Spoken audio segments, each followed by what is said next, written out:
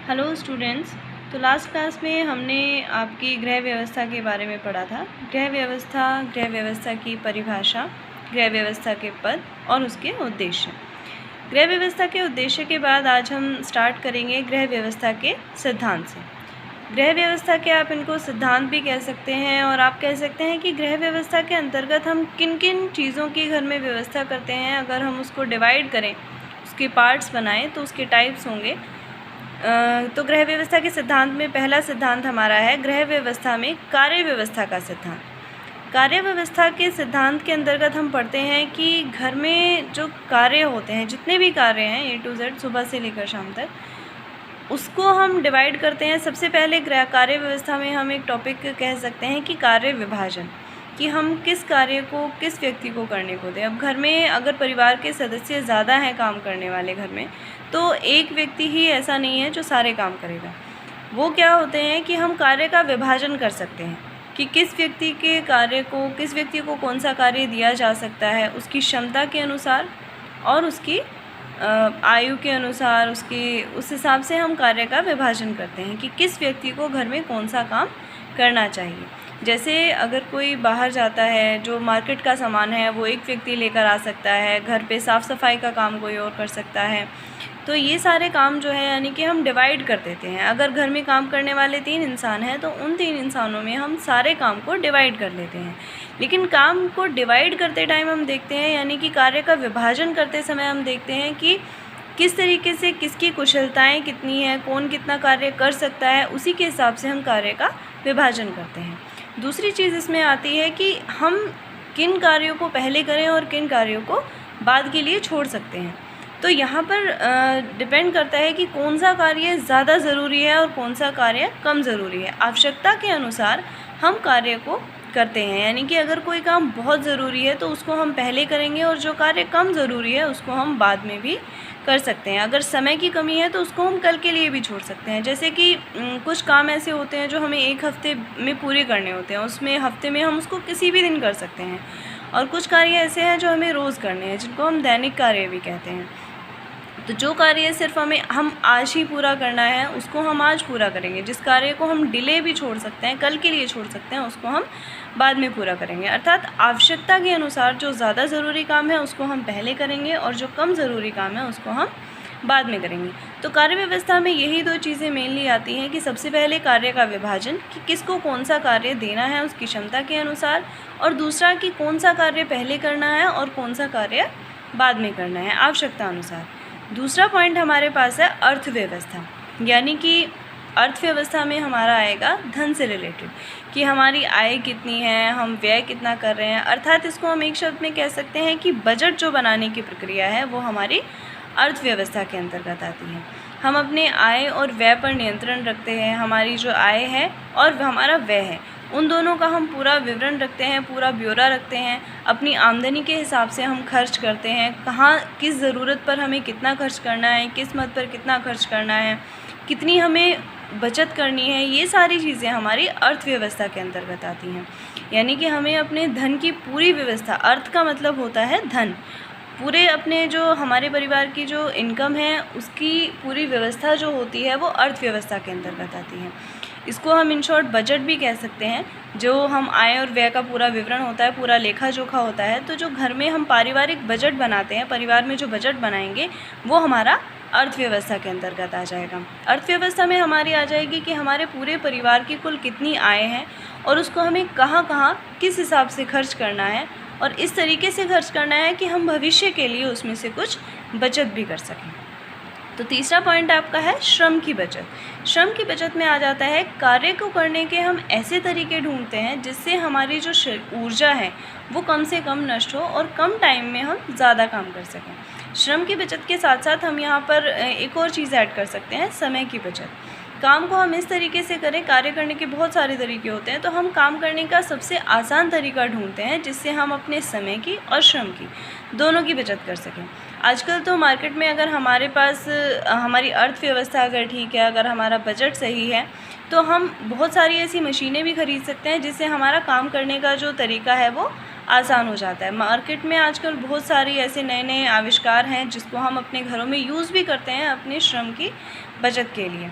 तो ये हम नेक्स्ट आगे कभी डिस्कस करेंगे, लेकिन फ़िलहाल यहाँ श्रम की बचत में हम इतना ही पढ़ेंगे कि श्रम की बचत का मतलब है कि हम अपने काम करने के ढंग को इस तरीके से करें कि उसमें हम कम से कम ऊर्जा में और कम से कम समय में ज़्यादा से ज़्यादा काम कर सकें। इसके बाद है फोर्थ पॉइंट है आपका अवकाश तथा मनोरंजन।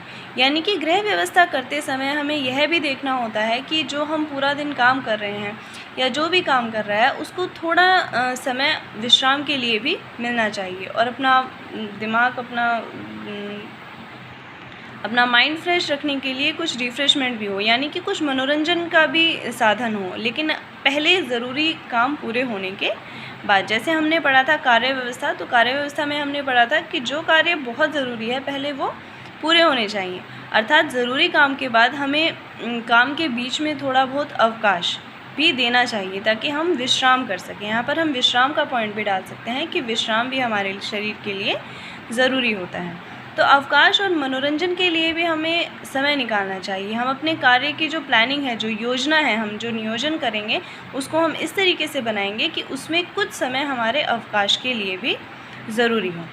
इसके बाद नेक्स्ट पॉइंट है पारिवारिक साधन। यानी कि जो जितना भी हमने पढ़ा कि हम गृह व्यवस्था करते हैं, नियोजन करते हैं, तो उसके लिए हमने एक पॉइंट शुरू में ही बोला था कि हम अपने जितने भी हमारे पास पारिवारिक संसाधन होते हैं उन संसाधनों का उपयोग करते हैं। तो पारिवारिक संसाधन या पारिवारिक साधन हमारे पास होते कौन कौन से हैं? पारिवारिक साधन को हम 2 पॉइंट्स में डिवाइड कर लेते हैं। एक तो है मानवीय साधन और दूसरे हैं भौतिक साधन। जैसे कि इनके नाम से ही पता चलता है, मानवीय साधन में वो आएंगे जो इंसान के अंदर की खुद की एबिलिटीज़ हैं, कुशलताएँ हैं, योग्यताएँ हैं, और भौतिक साधन में वो आते हैं जैसे समय, धन, सामाजिक। अब हम यहाँ पर पॉइंट्स पढ़ेंगे। मानवीय साधन में आएंगे सबसे पहले हैं कुशलताएँ, यानी कि किसी व्यक्ति की सबकी अपनी अपनी अलग अलग कुशलताएँ होती हैं। कोई किसी और कार्य में निपुण होता है, कोई खेलने में निपुण होता है, कोई किसी और कार्य में निपुण होता है। तो जो जिस कार्य में निपुण है, यानी कि ये मानवीय साधन है। मानवीय साधन का मतलब होता है जो इंटरनल होते हैं, यानी कि एक इंसान की व्यक्तिगत होते हैं। कुशलताएँ हैं अभिवृत्तियाँ का मतलब है कि उसका एटीट्यूड कैसा है, यानी कि वो काम करने के लिए पॉजिटिव एटीट्यूड रखता है या फिर नेगेटिव, यानी कि वो काम को सकारात्मक दृष्टिकोण से देखता है या फिर नकारात्मक दृष्टिकोण से। जिस काम को करने में इंटरेस्ट होता है, जिस काम को करने में आनंद आता है, उस काम को व्यक्ति जो है वो ज़्यादा लगन के साथ करता है। तीसरा पॉइंट है सैद्धांतिक ज्ञान, यानी कि हमें किसी कार्य के बारे में कितना ज्ञान है। यहाँ पर जैसे हमने अभी पढ़ा कि बजट बनाना है, तो जिस व्यक्ति को बजट बनाने के बारे में ज्ञान होगा या फिर जिसे योजना बनाने का ज्ञान होगा, निर्णय लेने की जिसमें क्षमता होगी, वही ये सब कार्य कर सकता है। तो सैद्धांतिक ज्ञान जो है वो हमारा मानवीय साधन के अंतर्गत आता है, और हमारे कार्य करने की जो शक्ति होती है वो भी हमारी मानवीय साधन के अंतर्गत आती है। तो भौतिक साधन में कौन कौन से साधन हमारे आते हैं? इसमें है समय। जितना भी हमारे पास एक लिमिटेड टाइम होता है, किसी भी कार्य को करने के लिए हमारे पास जो समय है वो निश्चित है, यानी कि एक दिन में हमारे पास एक दिन रात में पूरे 24 घंटे होते हैं, उसको हम ना चेंज कर सकते हैं। हमें उसी समय में अपने सारे काम पूरे करने होते हैं। दूसरा हमारे पास धन है। हमारी जितनी आय है वो निश्चित होती है, तो आय के अकॉर्डिंग ही यानी कि हमारा जो धन है वो निश्चित है। ये भौतिक साधन के अंतर्गत आता है। हमारी जो भी संपत्ति है, संपत्ति में हमारा घर आ जाता है, हमारे पास जो सामान है घर में, जितनी भी हमारे पास सुख सुविधाएं हैं वो सब हमारी संपत्ति के अंतर्गत आती हैं। और चौथा पॉइंट है सामाजिक सुविधाएं। सामाजिक सुविधाएं में आएंगी जैसे कि हम जो पब्लिक ट्रांसपोर्ट यूज़ करते हैं, यानी कि रेलगाड़ी यूज़ करते हैं, बसेस यूज़ करते हैं एक जगह से दूसरी जगह जाने के लिए, यानी कि समाज की तरफ से हमें जो सुविधाएं मिलती हैं वो हमारी सामाजिक सुविधाएं होती हैं। अगर हम शहरों की बात करें, नगर की बात करें, तो वहाँ पर पार्क होते हैं, पब्लिक पार्क होते हैं, पब्लिक हॉस्पिटल्स हैं। तो ये सारी चीज़ें जो हैं ये सामाजिक सुविधाएं के अंतर्गत आती हैं, और ये हमारी भौतिक साधन में आती हैं। तो मानवीय साधन हमारे पास 4 हैं: कुशलताएं, अभिवृत्तियाँ, सैद्धांतिक ज्ञान और कार्य करने की शक्ति। तथा भौतिक साधन के अंतर्गत आते हैं समय, धन, संपत्ति तथा सामाजिक सुविधाएं। इसके बाद हमारा नेक्स्ट पॉइंट है गृह व्यवस्था के कारक। यानी कि गृह व्यवस्था करते समय हमारे पास कुछ चीज़ों का होना बहुत ज़रूरी है। अभी जैसे हमने पढ़ा मानवीय साधन, भौतिक साधन, वो सारी चीज़ें तो हमारे पास होती ही हैं। तो गृह व्यवस्था के कारक का मतलब है कि इसमें कुछ कारक, कुछ चीज़ें ऐसी हैं जो हमारे लिए बहुत ज़रूरी हैं, और या फिर जिन व्यवस्था करते समय जिन चीज़ों का हमें ध्यान रखना होता है। तो इसमें हमें इसको 2 पार्ट में डिवाइड किया है। एक तो है गृह, गृह का मतलब है यहाँ पर घर या आप जहाँ पर रहते हैं। एक है परिवार, परिवार में हमारी मानवीय साधन आ जाएंगे। मानवीय तरीके से हम किस तरीके से परिवार को जोड़कर चलते हैं, परिवार की व्यवस्था करते हैं। तो पहले हम गृह के अंतर्गत पढ़ेंगे। गृह के अंतर्गत आपका पहला पॉइंट है आवास। आवास यानी कि आपका घर, जहाँ पर आप रहते हैं, चाहे वो किराए का घर हो या फिर आपका खुद का घर हो। तो आवास जो है, गृह व्यवस्था को अगर हमें समुचित रूप से चलाना है, सही तरीके से चलाना है, तो हमारा जो आवास है वो सुविधाजनक होना चाहिए। सुविधाजनक का मतलब ये नहीं है कि वो बहुत बड़ा हो या इस तरीके से। तो हमारे घर में आवास सुविधाजनक का अर्थ है कि हमारे घर में कितने सदस्य हैं। पहले तो डिपेंड करता है कि हमारे परिवार में जितने सदस्य हैं उनकी संख्या के हिसाब से हमारा घर होना चाहिए। उसमें जो हमें कमरे ज़रूरी हैं, जैसे अगर घर में पढ़ने वाले बच्चे हैं तो एक पढ़ाई का रूम होना चाहिए, या फिर घर ऐसा हो कि जहाँ पर हमें कंफर्टेबल फील हो, जहाँ हम आराम महसूस करें। तो सुविधाजनक आवास गृह व्यवस्था का एक महत्वपूर्ण कारक है। दूसरा इसमें पॉइंट है सफाई। इसमें यहाँ पर बात है कि हम लोगों को घर में अगर सही तरीके से कार्य करना है, व्यवस्था सही तरीके से होनी है, तो घर में साफ़ सफाई का होना बहुत ज़रूरी होता है। कहते हैं कि अगर घर में साफ़ सफाई नहीं रहती तो मन भी, किसी भी काम में मन नहीं लगता। अगर आपका पढ़ाई का कमरा है और उस कमरे में अगर आपने अपनी बुक्स जो हैं, अपनी किताबें, कॉपियाँ अगर आपने सही तरीके से नहीं लगा के रखी है, तो वहाँ पर आपका पढ़ाई में मन नहीं लगेगा। यानी कि घर में पहली बात तो आपका घर अच्छा है, घर सुविधाजनक है। दूसरी बात कि घर में साफ़ सफाई भी आपको रखनी होगी, घर में साफ़ सफाई होनी बहुत ज़रूरी है। तीसरा पॉइंट है आपका जल, वायु तथा प्रकाश। यानी कि आपको सबसे पहले जीने के लिए हमने पढ़ा है कि हमारी भौतिक मूल आवश्यकताएं होती हैं, जल और वायु के बिना हम नहीं रह सकते। तो हमें हमारे घर में पीने के पानी की और बाकी पानी की जो भी है उसकी निकासी, जल की समुचित व्यवस्था होनी चाहिए। क्योंकि अगर हम उस पर ज़्यादा टाइम वेस्ट करेंगे, अगर हमारे घर में जल की प्रॉपर कोई भी व्यवस्था नहीं है सही तरीके से, तो हमारा बहुत सारा समय पानी की व्यवस्था करने में ही निकल जाएगा। फिर है वायु। वायु का मतलब यहाँ पर ये है कि ऐसा तो नहीं है कि बाहर से वायु आ रही है तो हम उसको रोक रहे हैं, लेकिन घर में वेंटिलेशन होना चाहिए। यानी कि घर में ऐसा होना चाहिए कि बाहर की जो हवा है, जो फ्रेश एयर है, जो ताज़ी हवा है, वो घर के अंदर आ सके। यानी कि हम जब घर बनाते हैं, अपना आवास बनाते हैं, तो उसमें ऐसी व्यवस्था होनी चाहिए कि खिड़की हो, दरवाजे हों, जिससे हवा जो है वो अंदर आ सके और अंदर की गर्म हवा बाहर जा सके। यानी कि घर में वेंटिलेशन होना बहुत ज़रूरी है। तीसरा पॉइंट यहाँ पर है प्रकाश। वैसे तो घर में लाइट्स लगा लेते हैं, ट्यूबलाइट, लेकिन सूर्य का प्रकाश घर में आना बहुत ज़रूरी होता है। तो हमारी गृह व्यवस्था में ये चीज़ें हमें मेन ध्यान रखनी होती है, या तो जब हम घर बनाते हैं या फिर बाद में भी, कि घर में सूर्य का प्रकाश आता रहना चाहिए। दिन में तब तक हम अगर पढ़ाई भी कर रहे हैं तो दिन में जब तक हम सूर्य के प्रकाश में पढ़ाई कर सकते हैं, तो हमें सूर्य के प्रकाश में बैठकर, यानी कि बाहर रोशनी में बैठकर, धूप में बैठने का मतलब नहीं है, बाहर रोशनी में बैठकर पढ़ाई करनी चाहिए। फोर्थ पॉइंट हमारा है भोज्य सामग्री। यानी कि अभी जैसे हमने कहा कि हमारी मूल आवश्यकताएं होती है जल, वायु, भोजन, तो हम खाने के बिना भी ज़िंदा नहीं रह सकते। तो ये हमारी ज़रूरी आवश्यकताएं हैं कि गृह व्यवस्था करते समय ये चीज़ें तो हमारे पास बेसिक होनी ही होनी चाहिए। इनके बिना हम कोई भी गृह व्यवस्था या कोई भी योजना नहीं बना सकते। और फिफ्थ पॉइंट है घर की सामग्री। घर की सामग्री यानी कि बहुत सारी चीज़ें होती हैं जो हमें घर के काम में यूज़ करनी होती है। तो ये पाँचों पॉइंट्स जो हैं ये गृह व्यवस्था के लिए हैं। इसके बाद हमारा दूसरा पॉइंट इसी में था परिवार। ये तो था पूरे घर की व्यवस्था करने के लिए। अब है कि हम परिवार को किस तरीके से संभाल के रखेंगे, परिवार में जो सही व्यवस्था है। क्योंकि हमने गृह व्यवस्था के उद्देश्य में पढ़ा था कि हमें अपने परिवार का नैतिक विकास भी करना होता है, ये भी हमारी गृह व्यवस्था का एक उद्देश्य है। तो परिवार में नैतिक विकास करने के लिए, परिवार को समय देने के लिए हमारे पास कौन कौन से कारक होने ज़रूरी होते हैं।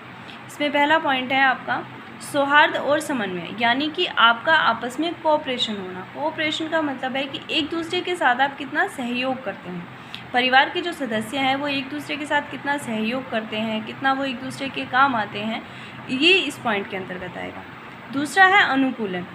अनुकूलन का मतलब है कि परिवार में हमेशा स्थिति हमेशा एक जैसी नहीं रहती है। तो अगर कुछ कम या ज़्यादा है तो उसमें उस हिसाब से अनुकूलन, अपनी आवश्यकताओं का अनुकूलन, यानी कि जो ज़्यादा ज़रूरी है अगर उसके लिए हमें अपनी कम ज़रूरी चीज़ को छोड़ना पड़ रहा है तो उसमें हमें कोई परेशानी नहीं होनी चाहिए। तीसरा है अच्छा आचरण। यानी कि परिवार के लोगों का आचरण एक दूसरे के साथ कैसा है, वो एक दूसरे के साथ कैसा बिहेवियर करते हैं, कैसा व्यवहार रखते हैं। फिर है सुरक्षा की भावना, परिवार के लोग आपस में एक दूसरे के साथ सुरक्षित महसूस करें, ये ज़रूरी होता है। इसके बाद है सामर्थ्य का ज्ञान, यानी कि परिवार के जो सदस्य होते हैं, परिवार में जितने भी सदस्य हैं, जो बड़े हैं उन्हें छोटों की अपने सामर्थ्य का ज्ञान होता है, अपने साथ साथ अपने परिवार के लोगों के सामर्थ्य का भी ज्ञान होता है। क्योंकि हमने अभी पीछे पढ़ा था कि कार्य व्यवस्था में हम कार्य विभाजन करते हैं कि किसको कौन सा काम देना है, कौन सा ऐसा व्यक्ति है जो किस काम को कुशलतापूर्वक कर सकता है। तो इस चीज़ के लिए हमें उसके सामर्थ्य का ज्ञान होना बहुत ज़रूरी है। और 6 पॉइंट हमारा लास्ट है उन्नति, यानी कि हमें अपने परिवार की एक दूसरे की उन्नति में सहयोग करना चाहिए, ना कि हमें एक दूसरे को पीछे हटाना चाहिए। तो यहाँ पर हमने पॉइंट्स पढ़ लिए। परिवार में समन्वय बनाए रखने के लिए, परिवार में अच्छे से उन्नति या फिर हमारी व्यवस्था अच्छी हो, इसके लिए क्या क्या ज़रूरी है? समन्वय, अनुकूलन, अच्छा आचरण, सुरक्षा की भावना, सामर्थ्य का ज्ञान और उन्नति। और इस चैप्टर में आपका लास्ट पॉइंट है उत्तम गृह व्यवस्था में बाधाएं क्या क्या आ सकती हैं। अब तक हमने पढ़ा हमें किस तरीके से गृह व्यवस्था करनी है, क्या क्या उसके लिए ज़रूरी है, कौन कौन से कारक हमें उसमें सहयोगी होते हैं। इसमें अब हम पढ़ रहे हैं कि उत्तम गृह व्यवस्था में कौन कौन सी बाधाएं आ सकती हैं। तो फर्स्ट हमारा है लक्ष्यों का समुचित ज्ञान न होना, यानी कि जो व्यक्ति गृह व्यवस्था कर रहा है, जो पूरे घर की व्यवस्था बना रहा है, प्लानिंग कर रहा है, हो सकता है कि उसको अपने लक्ष्यों का समुचित ज्ञान न हो। यहाँ पर हम कह सकते हैं कि हमें अपनी आवश्यकताओं का सही तरीके से ज्ञान ना हो, हम डिफ़ाइन नहीं कर पा रहे, हम निर्णय नहीं ले पा रहे कि कौन सी ज़रूरत हमारे लिए ज़्यादा ज़रूरी है, कौन सी चीज़ हमारे लिए कम ज़रूरी है। सेकंड पॉइंट है साधनों का समुचित ज्ञान ना होना, यानी कि अगर हमें यही नहीं पता है कि हमारे पास कौन कौन से साधन हैं जिनका हम उपयोग कर सकते हैं। हमने गृह व्यवस्था की परिभाषा में भी पढ़ा था कि हमारे पास जितने भी संसाधन हैं, जितने भी साधन हैं, उनका समुचित और पूर्ण रूप से हमें उपयोग करना होता है। अगर हमें साधनों का ही ज्ञान नहीं होगा तो हम उनका उपयोग कैसे करेंगे। थर्ड पॉइंट है कार्यकुशलता का निम्न स्तर, जैसे कि गृह कार्य व्यवस्था के अंतर्गत हमने पढ़ा कि हमें अपने श्रम की भी बचत करनी है, समय की भी बचत करनी है। तो अगर वो हम तभी कर सकते हैं जब हम कार्य करने में कुशल होंगे। तो अगर हमारे कार्य कुशलता का स्तर निम्न है तो हम अपनी कार्य व्यवस्था को अच्छे तरीके से नहीं कर पाएंगे। फोर्थ पॉइंट है विभिन्न घरेलू समस्याएं। अभी हमने लास्ट टॉपिक में पढ़ा कि परिवार में समन्वय होना चाहिए। तो अगर परिवार में कुछ ऐसी परिस्थितियाँ, कुछ ऐसी स्थिति बन जाती है कि वो कुछ प्रॉब्लम आ गई, कुछ समस्या हो गई, तो उसमें हमारी गृह व्यवस्था मतलब बिगड़ जाती है। जो हम कई बार हम योजना कुछ और बनाते हैं, हमने योजना बनाई, भविष्य के लिए हम योजना बनाते हैं, तो हमें नहीं पता कि भविष्य में क्या होने वाला है, कुछ भी हो सकता है। तो अगर एकदम से कोई सिचुएशन बदल जाती है, परिस्थितियाँ अगर अलग हो जाती हैं, कोई अचानक से समस्या आ जाती है घर में, तो हमारी जो योजना है उसमें इतना लचीलापन होना चाहिए कि हम उसको उसी समय बदल सकें या कुछ उसमें चेंजेस कर सकें। तो अगर हमारी घरेलू समस्याएं आ जाती हैं तो उससे भी हमारी गृह व्यवस्था जो है उसमें बाधा उत्पन्न होती है। तो यहाँ आपका चैप्टर कंप्लीट हो जाता है और इस चैप्टर के क्वेश्चन आंसर आपको सेंड करेंगे, वो आपको अपनी नोटबुक में लिखने हैं और उनकी फ़ोटोज़ ग्रुप पे सेंड करें।